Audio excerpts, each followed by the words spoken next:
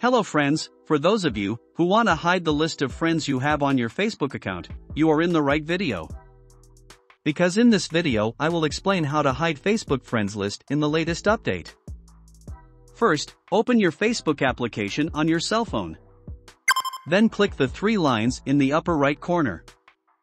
After that, go to the settings menu by clicking the settings icon next to here.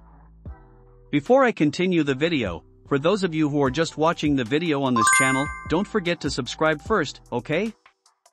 Okay, I'll continue the tutorial. In the settings menu, scroll down and look for the audience and visibility menu, then go to the how people find and contact you. Then, you can enter the menu who can see your friends list.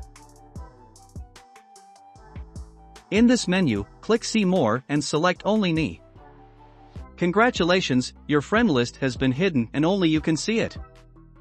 Don't forget to like this video, hopefully it's useful.